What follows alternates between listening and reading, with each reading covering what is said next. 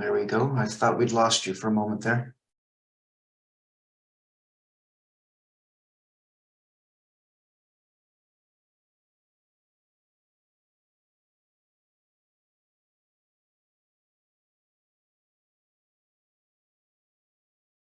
Good morning, everybody. I think we should start. It's 10:30 in Singapore from where Kenneth is joining us. So in the interest of him having a good night's sleep, I think we should get going.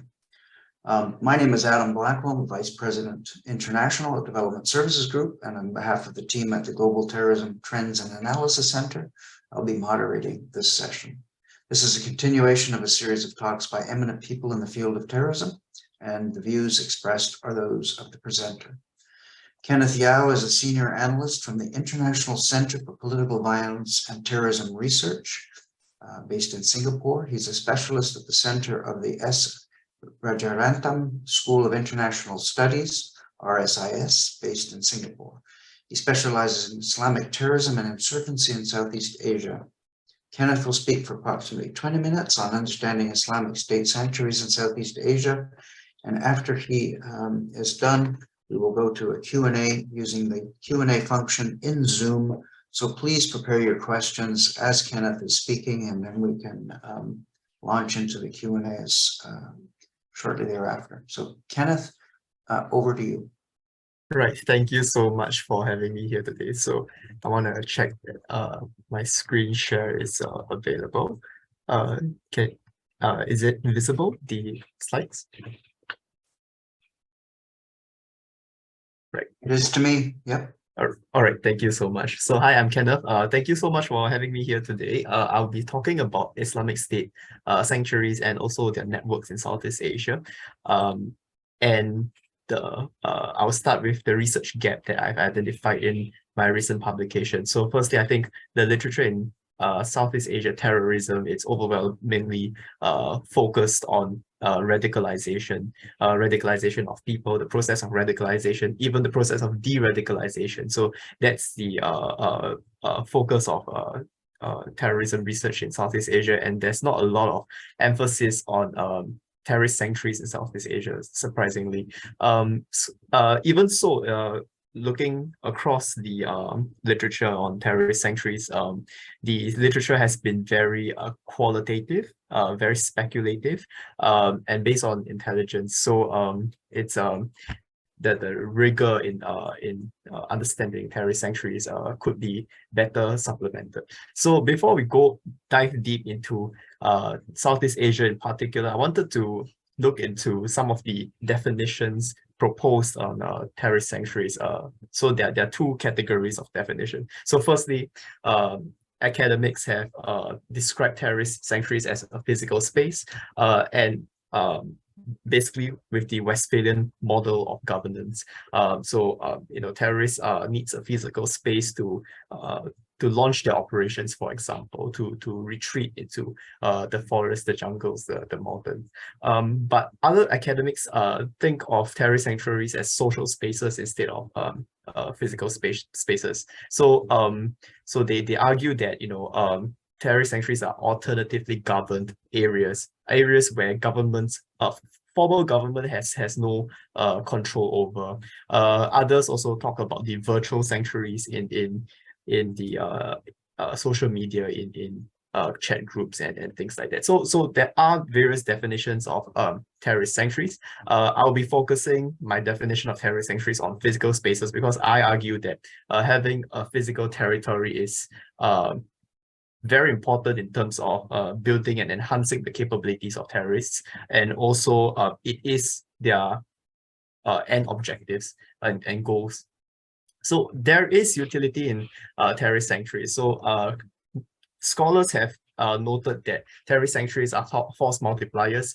It improves the operational capabilities of the group itself, having a supply chain, having grounds for training, having grounds for recruitment, planning, and etc. And also in the Westphalian world order, scholars also have argued that the control of territory is essential for governance, as Islamic State terrorist groups, they are political actors. They want to enact some policies. They want to govern over people, and to do that, they need to have control over territory. And finally, and that leads me to the point that territory is not merely the means to an end; it's also the ends for terrorist groups itself. So if terrorist groups seeks to govern people, govern the population, they have to capture and control territory. So these debates has been debated in various academic literature, classical texts in Clausewitzian texts in the Mao Zedong revolutionary texts. They emphasize the importance of territory, and also the Islamists recognize this. So there's this whole debate about the Kita Nikaya, which is to erode the enemy's strength through constant attacks, through relentless attacks, suicide bombings, IED attacks, so on and so forth. And also a later emerging narrative, which is the Kita Tamkin, which is to consolidate their forces to control territory. This idea came from Abu Muhammad al-Maqdisi. He claims that too many fighters are more interested in hurting the enemy than to consolidate power and establish an Islamic caliphate. This idea of establishing and consolidating forces is not unique to terrorists in the Middle East. Even Southeast Asian groups, terrorist leaders in Southeast Asian groups also express similar concerns. For example, Nasir Abbas, I have an opportunity to have a chat with him. He's an ex-Jemaah Islamiyah section leader. And he claims that Jemaah Islamiyah, which is a terrorist network, very strong terrorist network in Southeast Asia, their ultimate goal is to establish an Islamic state in Indonesia. So they want to capture territory, they want to establish a state, they want to govern. So territory is important to them. Another terrorist leader in Indonesia, Aman Abdul Rahman, is the founder and leader of Jemaah Ansharut Daulah, also a very large terrorist network, also argues that it's critical to establish a secure base where operations can be launched. So the utility of territory is exhibited in this statement. And finally, PUBG is the operational and ideological manual of Jemaah Islamiyah, and within PUBG, it stated that Jemaah Islamiyah members should acquire and consolidate territory and to build local support. And this is very consistent to counterinsurgency and insurgency manuals that the forces must win the hearts and minds of the locals to be successful. We will explore these ideas further into the presentation. So now I will share my methodology. So what I do is I've a database of terrorist incidents. Incidents does not only mean attacks in Southeast Asia. This also includes foil attacks. This also includes arrests. This also includes surrenders. So it's a wide database of terrorist incidents from 2014 to 2021. From these incidents, I have use the kernel density method to identify hotspots in Southeast Asia, terrorist hotspots, which then leads me to certain locations in Southeast Asia. And one of the key criticisms of this method is that a hotspot does not indicate a terrorist sanctuary. It doesn't mean that the terrorists operate frequently around this territory. It means that they are controlling the territory. But these hotspots are consistent with intelligence reports with regards to the location of terrorist sanctuaries. So although that there's good evidence to show that terrorist hotspots do indicate or do give a signal of where these terrorist sanctuaries are. And by contrast, terrorist groups without a hotspot actually exhibit very different attributes. For example, if we scan across the terrorist incidents in Indonesia by province, we'll notice that the province of Poso, Sulawesi, is kind of like the densest, the place where there's much more terrorist operations. That's because the Mujahideen Indonesia Timor, a terrorist group, has a terrorist sanctuary in this area.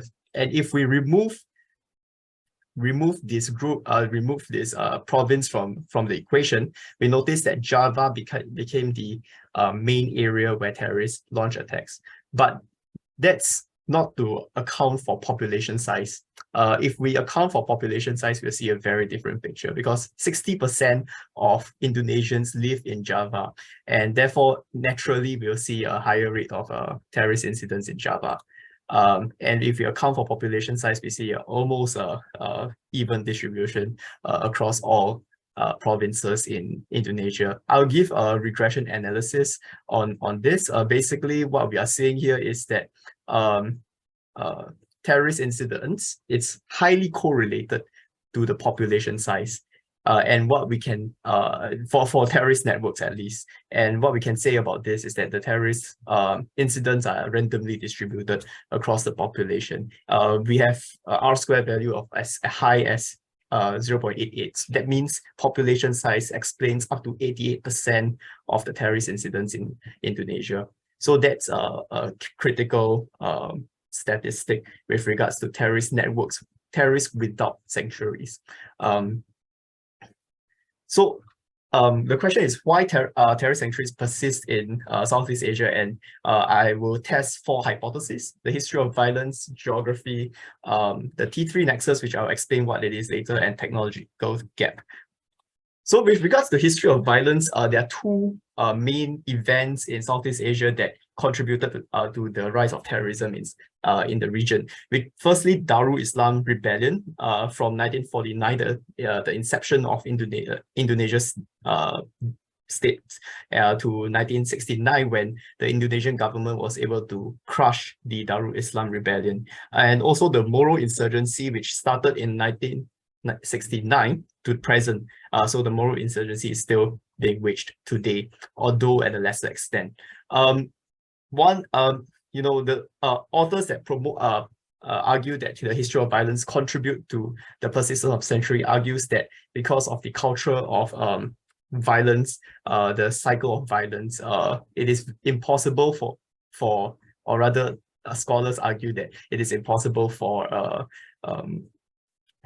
the community to escape violence. But I argue that most states are born out of violence, but we don't see terrorist sanctuaries around. So I discredit, I don't agree with the idea of history of violence, because ultimately the world history is a history of violence as well, but we don't see terrorist sanctuaries everywhere in the world. So I guess it is not a credible hypothesis in that sense.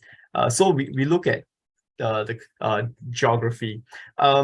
What I've noticed is that most of the terrorist sanctuaries are located around the Sulu Celebes Seas. And why is that significant? Because the Sulu Celebes Sea is connected by archipelagos. Southeast Asia itself is the largest archipelago in the world. And island chains on top of the forested and mountainous terrains actually supports terrorist activities, supports the survival of terrorist groups. So firstly, it diversifies avenues for recruitment, because seas are natural borders between countries. And if we think about it, most terrorist groups within sanctuaries, that have sanctuaries, will recruit within their community. But because these terrorist groups are located close to sea lines, they are able to do transnational recruitment. So in the case of the Abu Sayyaf, we've seen a lot of Indonesians, we've seen a lot of Malaysians. They're able to travel between countries illegally or even legally to join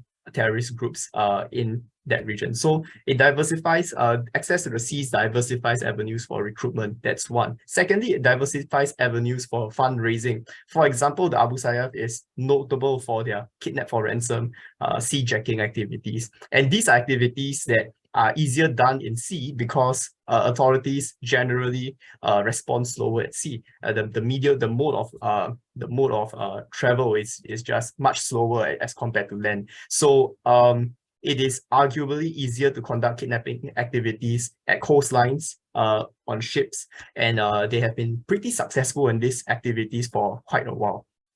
So on top of this kidnap for ransom, seajacking, they are also involved in every other land-based fundraising activity. So it really diversifies the avenues for fundraising for their operations. And finally, it reduces the effectiveness of enforcement agencies, because firstly, instead of just investing in land assets, enforcement agencies have to invest both on land assets to patrol land, and also invest in sea assets to traverse between the archipelagos. And one of the common tactics used by Abu Sayyaf is hop between islands to avoid detection, to avoid capture. So these are tactics that increase the survivability of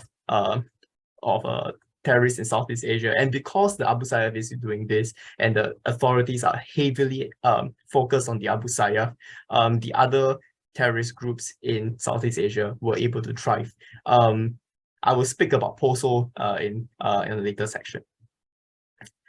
Another area of that I want to emphasize on is the T3 nexus. The T3 nexus basically describes the relationship between the terrorists, their tribe, and the territory. So this is a zoom in screenshot of the terrorist hotspots in Mindanao. And what we are saying is that firstly, the hotspots are highly correlated to the ethno-linguistic tribe that the terrorist groups are affiliated to. For example, if we look at the blue areas, that's where Abu Sayyaf's Sulu faction is operating mainly.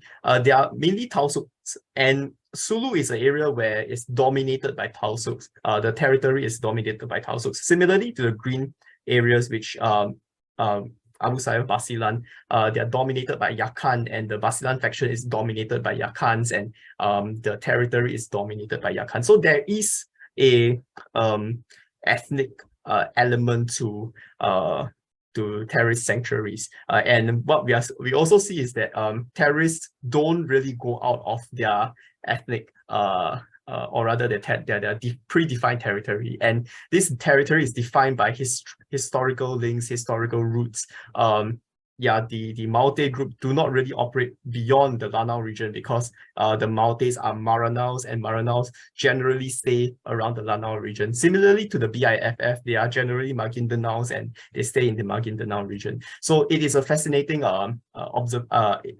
rather find. And what I drew from this is that firstly, because of the common ethno-linguistic identity, it's easier to win the hearts and minds of the locals, and thereby easier to radicalize, to recruit the locals to their cause. Also, we see a lot of intergenerational radicalization. The fathers radicalize their sons, uncles radicalize their nephews, brothers radicalize younger brothers, and so on and so forth. So there is a very deep-rooted cultural affiliation between the locals and the terrorists. Therefore, it's easy for the terrorists to win the hearts and minds of the locals, and the distance between the locals and the government is comparatively further. Cultural distance is comparatively larger as compared to the locals and the terrorists. So that makes it helps the terrorists effectively set up sanctuaries and persevere.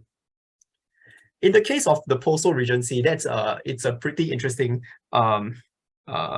topic. So firstly, we note that MIT operations are concentrated at POSO, which is the circle in the slide right now. But there's actually no real geographical significance between POSO and the rest of Sulawesi, which is the entire island itself, because Sulawesi is mountainous, it is heavily forested. Geographically, there's no reason to only operate in POSO. However, the MIT solely or rather almost exclusively operate in POSO. And one of the reasons that can be used to explain this phenomena is because POSO is the administrative region where the Christians and Muslims contested for political power, and there's a riot, ethnic riot between 1998 to 2001. Since then, Jemaah Islamiyah actually sent Islamists, their members, to support the Muslims in the region. But eventually, these Muslims in Poso identified with ISIS instead of Jamaah Islamiyah, and subsequently became their own faction. Poso, although the terrorists in Poso are somewhat defeated, it continues to have a significant narrative significance in Indonesia, because it's the only area where the terrorists, or rather the jihadists, successfully captured territory for a while. So it is seen as what they call Kitau Amina, which it means secure base in their language. However, there's no ethno-linguistic unity in Poso. So although the jihadists from all over Indonesia would travel to Poso, the locals of Poso are predominantly Christian. So they're unable to win the hearts and minds of the locals, and therefore they're unable to sustain, or rather create, a strong base in Poso. Although they are operating in Poso mainly, predominantly, we don't see them being able to hold territory for a long period of time. So because of the weak T3 nexus, their hold over territory is also weak. And this is, I'm quoting a lot of Nasir Abbas because I've just interviewed him. He said that the declaration of the Islamic State, according to him, he's from Jamaah Islamiyah, has to be made through the Abna al-Haroka, or otherwise known as the sons of the movement. And that means that the locals themselves must acknowledge the creation of the Islamic State in their municipality, not just the terrorist group itself. So it has to be recognized by the locals. So the fact that in Poso, the Christians do not recognize the Islamic State, they are unable to declare the Islamic State in Poso. So there's strong T3 nexus, or rather there's a weak T3 nexus in Poso as compared to the terrorist sanctuaries in Mindanao, where they are able to hold the territory. And the final factor that I will discuss is the technological gap. There are certain weapons that the terrorists have access to that allows them to hold territory better. Let's take a look at the IED. So this is the proportions of attacks done over using IED. And we notice that terrorist groups with sanctuaries, the ones that are in gray, they comparatively conduct less IED attacks as compared to the terrorist groups that do not hold sanctuaries. And consequently, if we look at the gunfights, terrorist groups that has access to guns, use guns more frequently in their operation, tend to have sanctuary, hold territory more better. So this is a very significant statistic. I'll just show some descriptive statistics around. Basically, the p-values of terrorist groups with sanctuaries are very low. It shows, it indicates that there's a very low likelihood that this happened by chance, as compared to ones that that does not have terrorist sanctuaries. If we do a hotspot analysis of where all the gunfights are in Southeast Asia, we will come to the same conclusion that only terrorist groups that hold sanctuaries, that whole territory has conducted gunfights. So it amounts to the same types of same areas that's highlighted by the hotspot analysis of all groups. So this tells us that small arms are almost exclusively used to defend territory. These small arms guns in the context of Southeast Asia is more effective than bombs to reduce the technological gap between the government and the terrorists.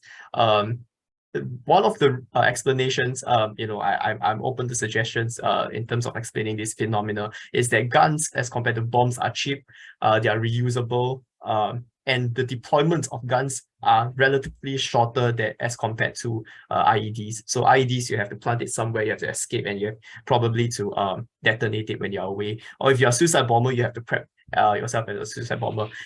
Compared to guns, terrorists can pick it up and start firing them almost immediately. So that's the main difference, I think, between the usage of guns and bombs, which are the two main weapons used by terrorists in Southeast Asia.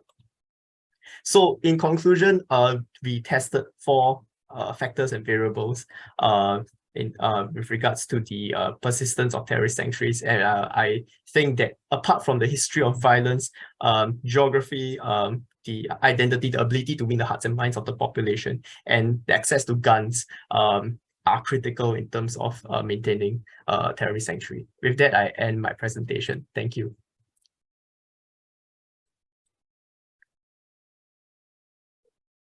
Thank you very much, Kenneth. Just to remind everybody, please submit your questions using the Q&A function in Zoom.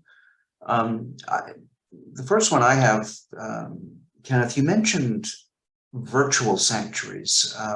I think at the beginning, if I heard you correctly. Can you just explain a little bit what kind of technologies and how this is managed and to what end? Right. Thank you so much for the question. So virtual sanctuaries, as described by the authors that coined that term, virtual sanctuary, I can't recall the author specifically. He claims that terrorists establish a safe space online to share their thoughts, to share their ideology, to share the radical, to share their propaganda. So that's what they meant by virtual sanctuaries. In the context of Southeast Asia, the terrorist groups such as the Abu Sayyaf, or rather they call themselves the East Asian Knights online. They used to have platforms on Facebook, Instagram, Telegram, and WhatsApp. However, as the technological giants eventually harden their trust and safety policies, these groups are purged from these platforms, and they migrated to more obscure platforms such as Rocket Chat, Tech Haven, Element, and let me think, TamTam. So they are very active there. They continue to share propaganda despite the weakness in their groups, and essentially that constitutes what I guess these scholars call a virtual sanctuary. Yeah. Hope that answers the question. Excellent, thank you. We have a question here. How much of terrorism in Southeast Asia is animated by ethnic violence, and does IS have inter-ethnic support or recruitment? Right. This is very dependent on the country. So ethnic, so for example, in the context of the Philippines, IS violence is predominantly motivated by ethnic violence. So the Abu Sayyaf, for example, share the narratives of ISIS as a front, but as they recruit, they share the narratives of them being Tausug and fighting against the government for independent Tausug state, or rather an autonomous Tausug state. This is very similar to the PIFF and the Maguindanao tribe, and also the Maute group with the Lanao tribe. But if we look at Indonesia, for example, it is not motivated through ethnic support per se. That's why we don't see a terrorist stronghold in Indonesia, because the Indonesians do not mobilize the ethnic identity, or rather they do not mobilize the locals to support the group. Instead, they are very they're very dominant in terms of using religious narratives, religious debates through national platforms to recruit. So we see a very random distribution of terrorist incidents in Indonesia based on population. Excellent, thank you. The next question is, how is the situation of IS or ISIS penetration in Malaysia?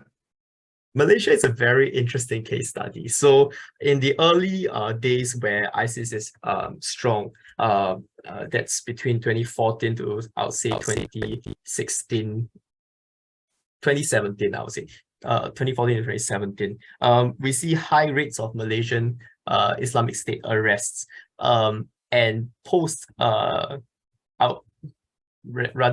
high rates of arrest persisted till 2019. But as COVID struck, the allure of terrorist groups became less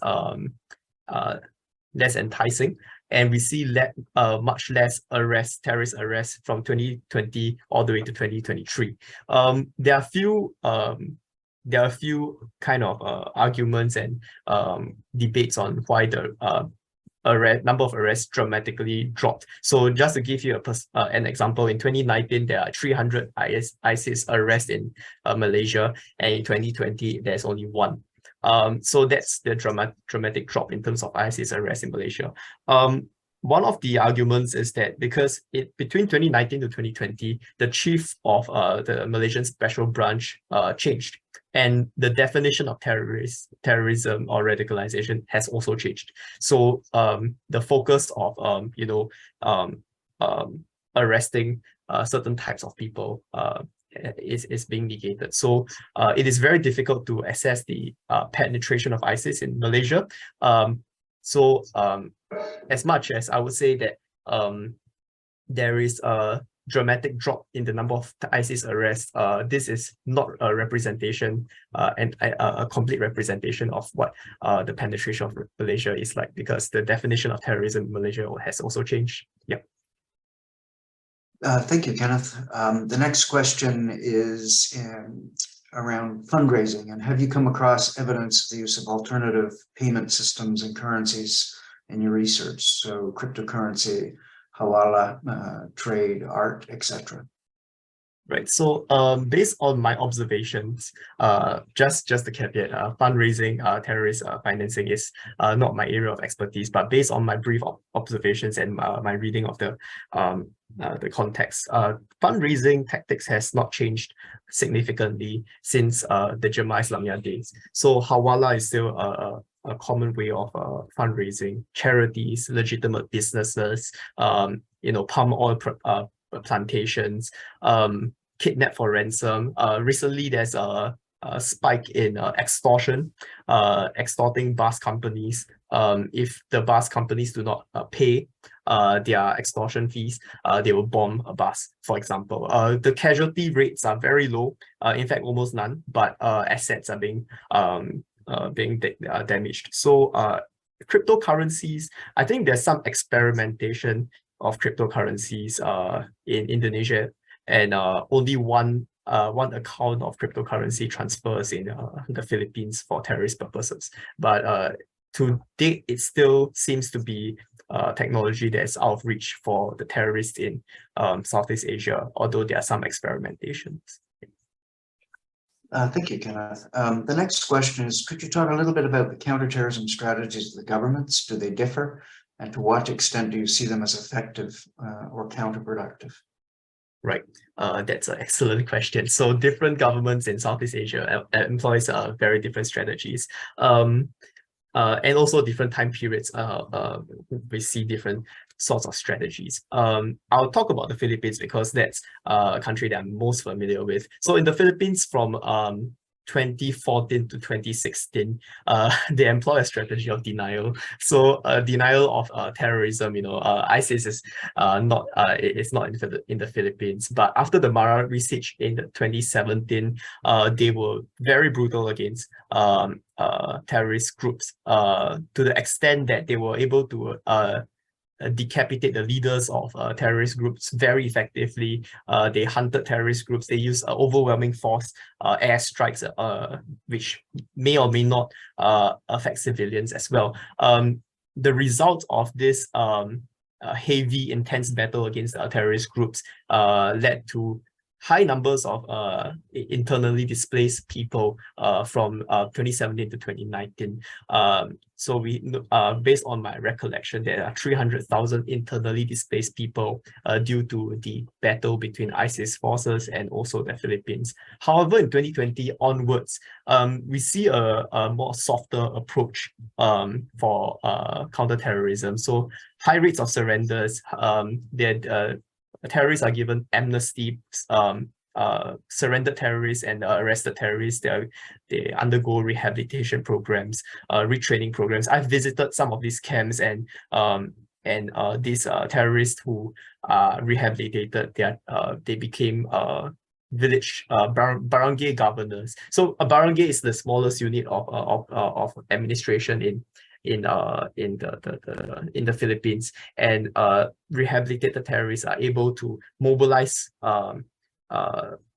other rehabilitated terrorists to build communities. So they transited from a very violent approach on counterterrorism to a very soft rehabilitative approach on counterterrorism, which is very fascinating to me. And that's actually going to be my next research in the Philippines. In the context of Indonesia, there's personally, I think that there's high rates of intelligence penetration into terrorist groups. So whenever there is a terrorist attack in Indonesia, it is swiftly followed by the arrest of almost 20 terrorists. I would think that the Indonesian government authorities have very good intelligence on the terrorist groups. However, it's the legal system that's a problem. So the legal system is unable to prosecute terrorists preemptively. They are unable to prosecute even after an attack. They can't prosecute terrorists or rather people who supported the terrorist movement. So there is very strong intelligence on terrorist groups in Indonesia, but the legal system is unable to deal with the load of terrorist cases, and they don't have the legal expertise to deal with it. Additionally, there's a lot of civil society support. There's a contestation between Jemaah Islamiyah education curriculum against the mainstream education curriculum. So there's a battle of narrative at a national level. There's a battle of even Jemaah Islamiyah even have legitimate political parties contesting in elections. So in that sense, although the Indonesian intelligence agency have a good grasp of the terrorist movement, the authorities are still unable to figure out what to do with the terrorists in Indonesia. As for the case of Singapore and in Malaysia, I think because the rates of terrorism in Singapore and Malaysia is relatively low, not that there is no terrorist incidents in Singapore and Malaysia, but it's much lower than the other two countries. Intelligence and counter propaganda is the main way both countries deal with terrorism. In the context of Singapore, the primary mode of defense is social cohesion, and the idea is that if there's a cohesive society, the chances of radicalization is much lower. So that's the four main countries that I guess Southeast Asia people are concerned about in Southeast Asia. Yeah. I'm just going to skip a question. We'll come back to it because there's a related question. So what can be done to combat the creation and consolidation of these sanctuaries? Is it something that the national governments, the local governments, NGOs, international community can help with? Obviously, all of these together. What do you think would be the most effective in the long term? Right. Thank you so much for this question. So I think there are three things that that can be done to deal with terrorist sanctuaries. Firstly, the local governments must have good comprehension of the ethno-linguistic cultures within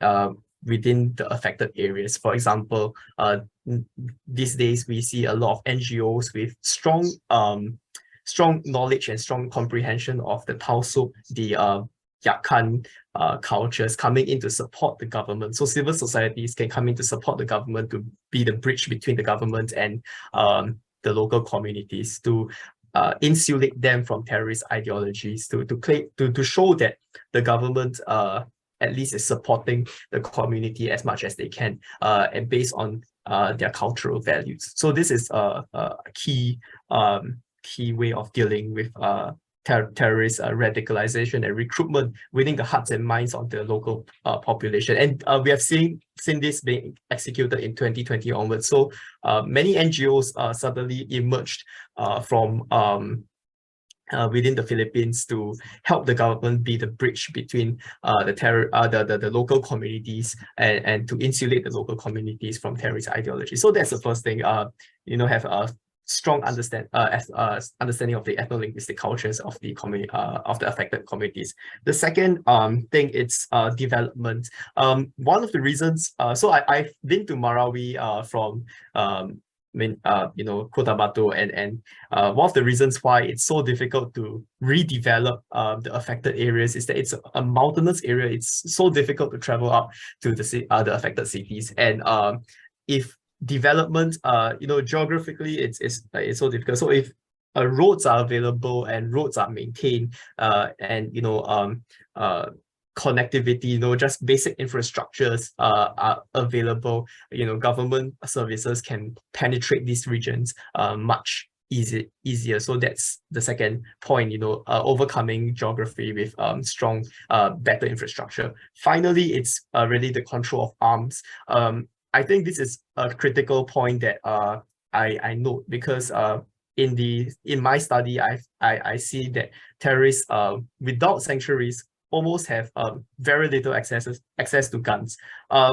In contrast, in the Philippines, because of the high access of guns, there's terrorist sanctuaries almost across the entire southern Philippines. So what's required is arm control. And at this point in time, probably arm control is too difficult. Ammunition control could also be a solution, because one of the reasons why terrorism in the Philippines is declining is that based on intelligence report that the terrorists themselves are low on ammunition, so they cannot engage in too many confrontations with, or rather they have these selective confrontations against the government. So if you're able to control ammunitions, the ability of the terrorists to defend territory, it's much less. So they can't defend territory just based on IEDs alone. Yeah. So that's the three things that I thought could address terrorist sanctuary problem in Southeast Asia. Thank you, Kenneth. We're going to flip back to we've had a broad internal discussion on how to deal with Burma, Myanmar. So, given the grievances of the Rohingya minority and the multiplicity of armed groups, what do you think of the prospects of ISIS networks emerging there? Right. I think there are attempts of from both ISIS and Al Qaeda to caught the favor of Rohingya, particularly people from ASA, the Arakan Rohingya Salvation Army. But these attempts are very unsuccessful. Undoubtedly, it is pretty similar to the case of Thailand, the Patani insurgents in that sense, because ultimately the insurgents, the Rohingya insurgents as well, they're trying to balance between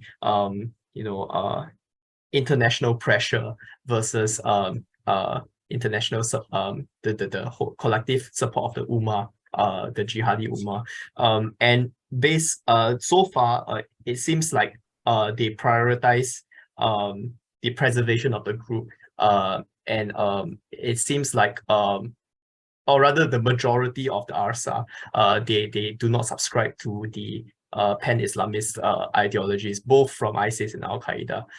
That's not to say that none of the ARSA members subscribe to it. So there are evidence that some ARSA members have explored ISIS content, ISIS ideology, but and this is very similar to the Thai Patani cases, but these are the minority and does not represent the majority. So I guess the other thing to note is that in Burma, there's lots of armed groups, and these are ethnocentric armed groups. So you have the Karens, you have the Kachins, you have the Shan people, Shan army. So most of these armed groups are ethnocentric, similar to the Rohingyas. So if I would think that the Rohingyas are more ethnocentric than religious in their pursuit of militancy. So that's my assessment of the situation.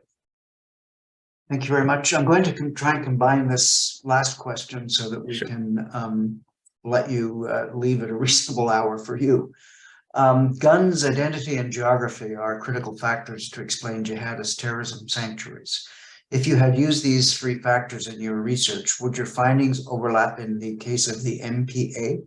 And how does MPA differ from jihadist groups in Southeast Asia in light of these factors? And I guess a sidebar here is, and not just the MPA, but how are these groups procuring and paying for the arms and the weapons that they have? All right, thank you so much. So that's the question, right? Yeah. All right. So firstly, I think that so I visited the NPA what's it called? Corrective facility recently as well, and interestingly, it overlaps almost entirely. So access to guns, NPA has high access to guns. Their operations are in fact, they don't really do much bombing operations. Their main operations is securing territory and contesting the authorities through firepower. So in terms of guns, they do have. In terms of ethno-religious identity, the NPA mainly operates in the Zamboanga city region. So let me see if I can pull up a map to show you. Right, I need a better map. Right, let me just share this slide. Oops, sorry. Yeah, so the NPA operates around this region, and this region has an ethno-linguistic tribe as well. I can't remember exactly the name of the tribe, but there is they are predominantly the NPA forces are predominantly made up of a certain tribe of people. I would find the name of that tribe, and I'll share it with you if you're interested, very interested with this topic. And finally, geography. This area is heavily forested, very mountainous, and also you know, there are lots of opportunities to establish a sanctuary which is out of reach from the government. So yes, guns, identity, and geography does explain the NPA phenomena as well. How does the NPA differ from other jihadist groups? So the main difference between the NPA and the jihadi groups in Southeast Asia is that or rather in the Philippines, is that they participate in politics as well. So the political arm in the NPA, I think is the Communist Party of Philippines. They are a legitimate force. They conduct political operations as well. They try to win the hearts and minds of people in Manila, in Luzon, beyond the remits of Mindanao. But most of the armed activities are in Mindanao. So yeah, this is very similar to Jemaah Islamiyah, who is participating in local politics, national politics as well. So this is the main difference between the NPA and other jihadi groups in the Philippines. But it's very similar to Jemaah Islamiyah in that sense. Yeah, so and with regards to procurement of arms, most of the firearms in Southeast Asia, the loose firearms in Southeast Asia are from the Philippines. The main reason is because the Philippines has a very strong gun culture. So there, it is very easy to buy a gun in the Philippines legally in that sense. So to purchase a gun, you need in the Philippines you need a permit, and this permit is I think a 5-year permit, 5-year license. But as the license lapses, many gun owners do not return the guns. So there are lots of loose firearms in the Philippines without permits in the black market. And that's where most of the terrorist groups procure their arms from the black market, the loose firearms where their permits have lapsed. The other way that the terrorist groups in the Philippines procure arms is that there are gunsmithing, or rather boutique gunsmithing factories in terrorist sanctuaries. So the terrorists themselves make their own guns. Sometimes these are very flimsy guns, but still they are guns. So they are still lethal. So these guns are also used within the context of the Philippines. And these guns are being exported out to Malaysia, to Indonesia. That's why we see a terrorist sanctuary in Poso, because although Indonesia have a relatively strong regulation on guns, they are able to smuggle guns from the Philippines to Poso. That's why the proximity between Poso and Philippines does matter, and that's why we see some sort of a terror sanctuary in the Poso. So that's my assessment of the situation. Kenneth, we are going to stop there. I realize it's very late for you, and I want to thank you for the presentation. I'd like to thank everybody who's listening. Always reinforces any of these events, makes it more dynamic and more useful. So thank you very much, Kenneth. We will stay in touch, and thank you everybody for listening, and till the next time.